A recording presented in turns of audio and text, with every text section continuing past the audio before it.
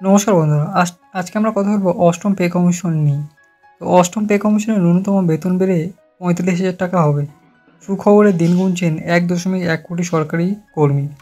তো বিস্তারিত এই ভিডিওতে আলোচনা করব, ভিডিওটি অবশ্যই শেষ পর্যন্ত দেখুন। ভিডিও শুরু করার আগে বলে দিই, এই সমস্ত ইনফরমেশন বিভিন্ন মিডিয়া, নিউজ আউটলেট এবং ইন্টারনেট থেকে সংগ্রহ করেছে। তো যে কোনো সিদ্ধান্ত নেওয়ার আগে নিজে একবার রিসার্চ করে নেবেন। চলুন শুরু করি। দেখুন, ভারত জুড়েই কেন্দ্র সরকারি কর্মী ও পেনশনভোগীরা অষ্টম পে কমিশন নিয়ে অধীর আগ্রহে অপেক্ষা করছেন।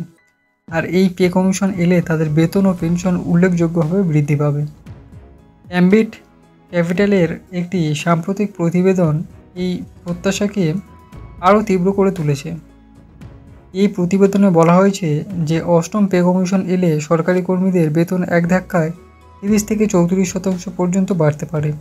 তবে এই সংশোধিত বেতন কাঠামো 2026 বা 27 সালে কার্যকর হওয়ার কথা রয়েছে বলেই ধারণা করা হচ্ছে। আর এর ফলে কেন্দ্র সরকারের কোষাগারে অতিরিক্ত 1.8 লক্ষ কোটি টাকার বোঝা চাপবে। 2016 সালের জানুয়ারি মাসে বর্তমান সপ্তম পে কমিশনের বেতন কাঠামোটি চালু করা হয়েছিল। প্রতি 10 বছর অন্তর সাধারণত পে কমিশন বদলায় যে দেশে। আর এই ধারণা থেকেই অনেকে মনে করছেন আগামী বছর অর্থাৎ 2026 সাল থেকেই সম্ভবত অষ্টম পে কমিশন চালু হয়ে যাবে। অ্যাম্বিট ক্যাপিটালের এই রিপোর্টে অনুমান করা হচ্ছে যে 1.83 থেকে 2.46-এর মধ্যে থাকবে এর ফিটমেন্ট ফ্যাক্টর। আর এই ফিটমেন্ট ফ্যাক্টর ধরলে সরকারি কর্মীদের ন্যূনতম বেতন হবে 32,940 টাকা থেকে 44,280 টাকা পর্যন্ত। তো ন্যূনতম বেতন 18,000 টাকার সঙ্গে 1.83 গুণ করে দাঁড়ায় 32,940 টাকা। আর সর্বোচ্চ 2.46 ফিটমেন্ট ফ্যাক্টর ধরলে ন্যূনতম বেতন হবে 18,000 ইন্টু 2.46 সমান 44,280 টাকা।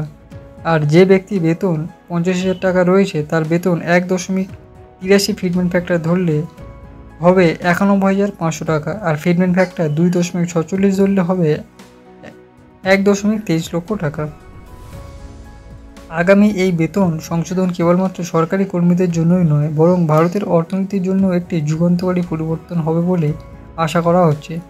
কারণ ক্রমবর্ধমান বেতনের ফলে খরচ অবসানের মান, স্বাস্থ্যসেবার অ্যাক্সেস, অবসর কার্যকর ও সামগ্রিক সমৃদ্ধিও অনেকাংশে বাড়বে।